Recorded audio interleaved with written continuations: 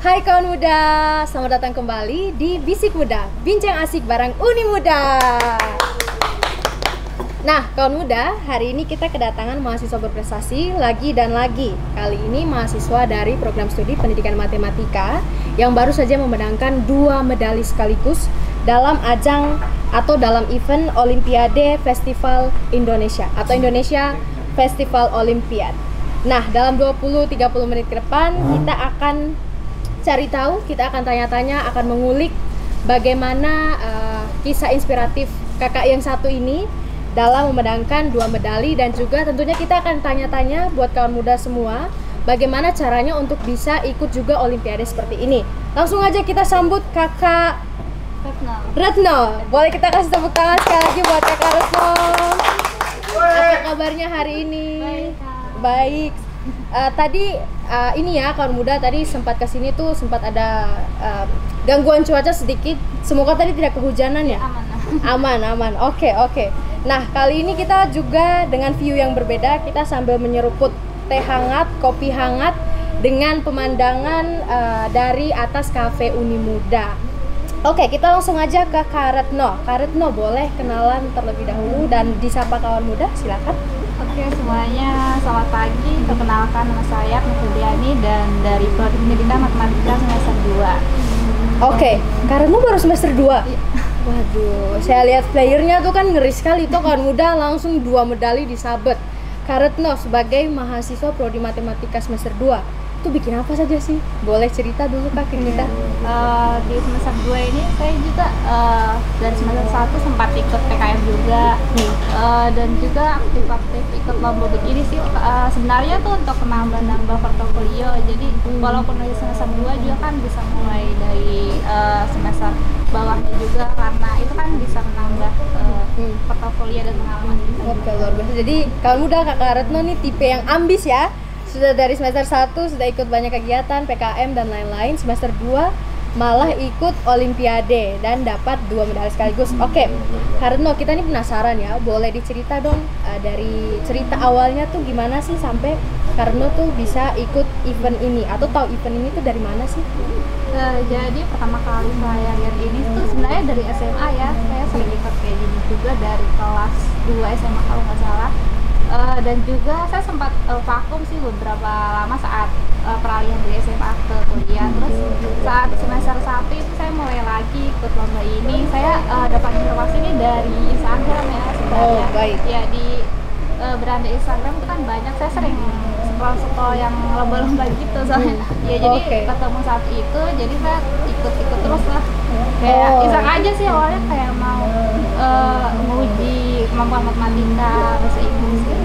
Oke, jadi menjadikan ajang lomba sebagai sarana untuk berproses, untuk menguji kemampuan. Luar biasa nih Kak Retno ini. Kalau kita kan malas gitu ya, ngapain ikut gitu. Aduh, mending sudah kita belajar aja sesuai dengan apa yang ada. Tapi Kak Retno luar biasa.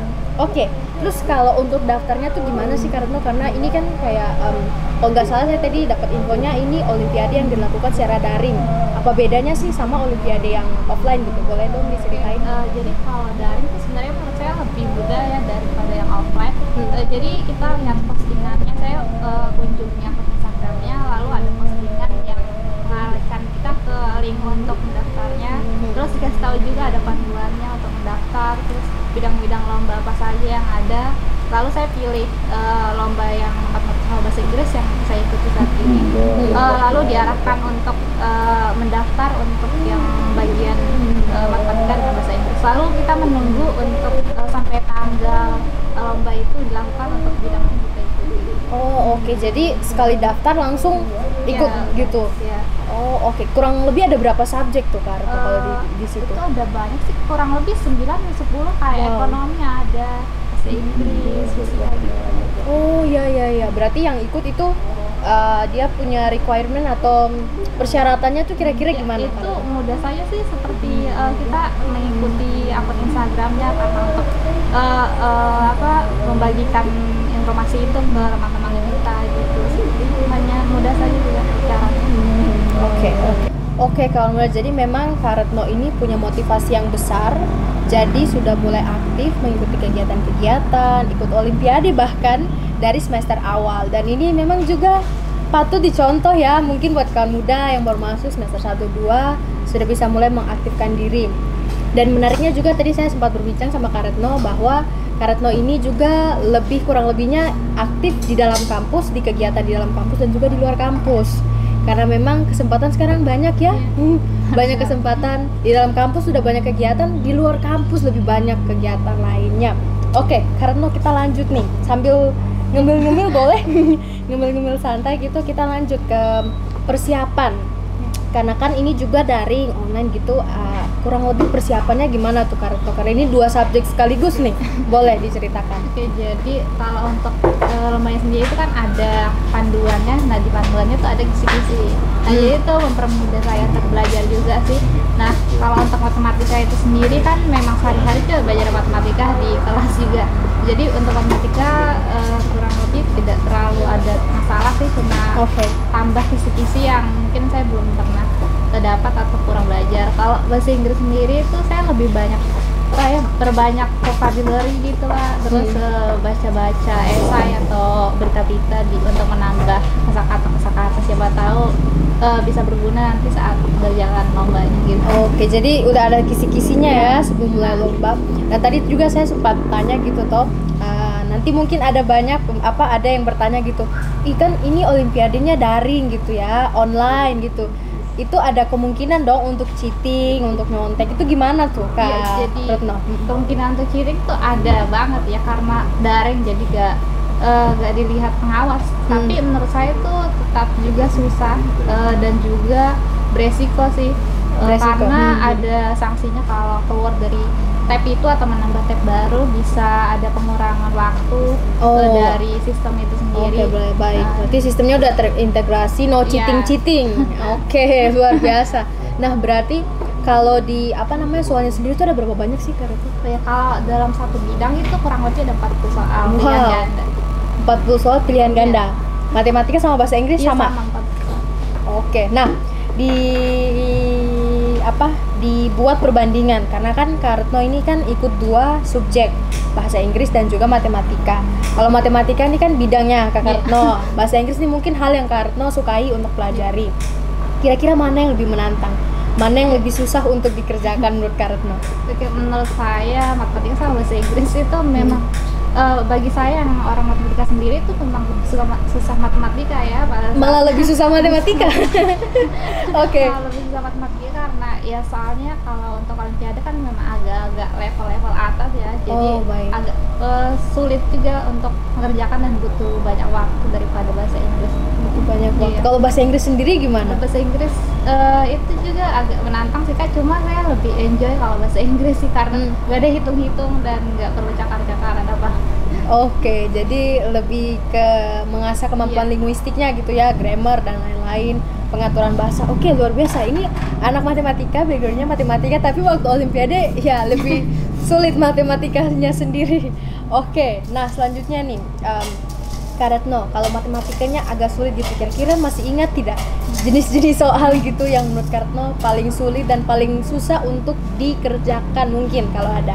Menurut saya itu kan soalnya bermacam-macam ya, dari matematika ada aljabar, ada integral, itu banyak sekali. Menurut saya yang susah itu di materi persamaan kuadrat yang perlu dibuat grafiknya, karena saya itu lemah di bidang spasial atau visual di matematika, seperti bangun-bangun ruang, grafik seperti itu saya masih lemah di bidang itu, jadi agak susah sedikit. Oke, itu 40 soal dalam berapa lama tuh waktunya diberikan? Tidak salah 1 jam 40 menit.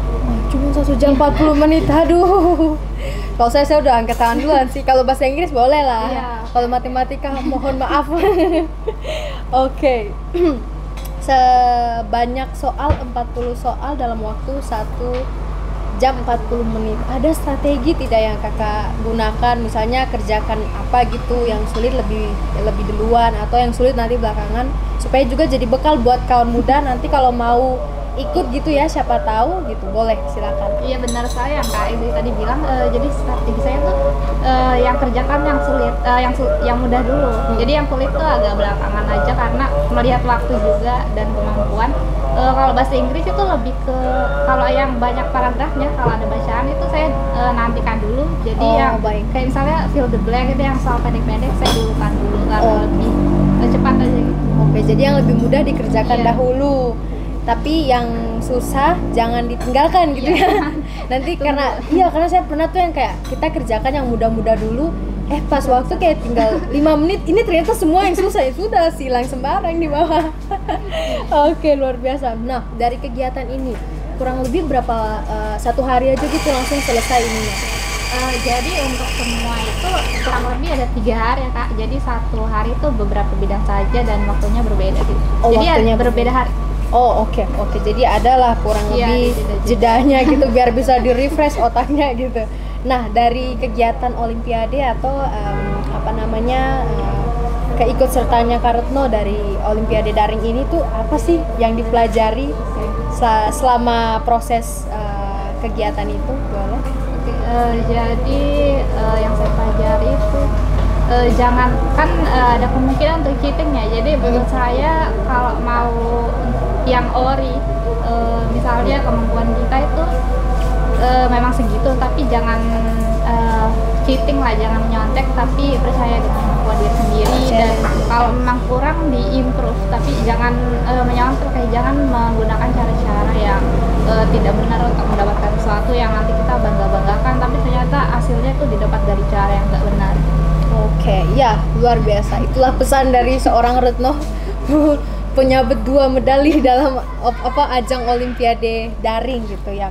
Oke, seru sekali kita punya waktu cerita inspiratif dengan Kak Retno yang medalinya online ya Kak? Iya, kalau yang saya punya tuh piagamnya Kak. Ada Piagam. elektronik piagam. Tapi saya belum dicetak. Oh, belum dicetak, tapi ada dalam bentuk PDF iya, gitu-gitu. Wah, luar biasa. Itulah cerita menarik dari Kak Retno. Oke, sebelum kita tutup, mungkin kita mau dengar pesan dari Kak Retno buat mahasiswa, buat kawan muda semuanya yang mungkin setelah ini nih mau jadi seperti Kak Retno, mau ikut olimpiade daring. Silakan Kak. Oke, untuk kawan muda di sini saya cuma pesan kalau jangan takut memulai untuk sesuatu yang baru. Misalnya kalau kita kalau teman-teman menganggap masih terlalu awal untuk memulai gitu, misalnya dari maba semester 1 itu kayak nggak mau ikut karena baru masuk, nanti aja.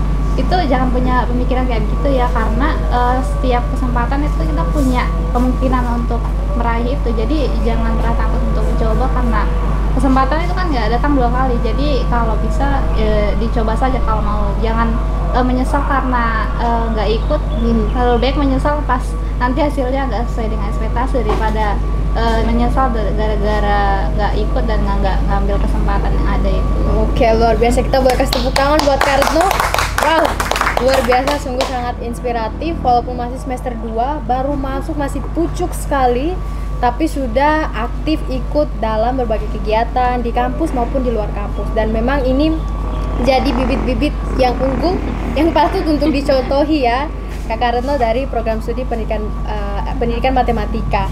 Dan juga untuk kawan muda semua, karena memang sangat banyak program-program yang bisa teman-teman akses. Jadi bukan berarti kalau kita backgroundnya matematika, kita coba yang aja matematika semuanya.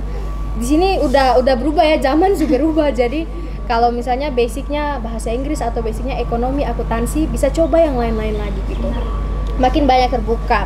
So, sekian episode untuk kali ini. Jangan lupa untuk terus up to date sama prestasi-prestasi yang ada di Uni Muda Sorong dengan follow terus YouTube kita Uni Muda Sorong dan media sosial kita yang lainnya. Sampai ketemu di episode selanjutnya. Bye.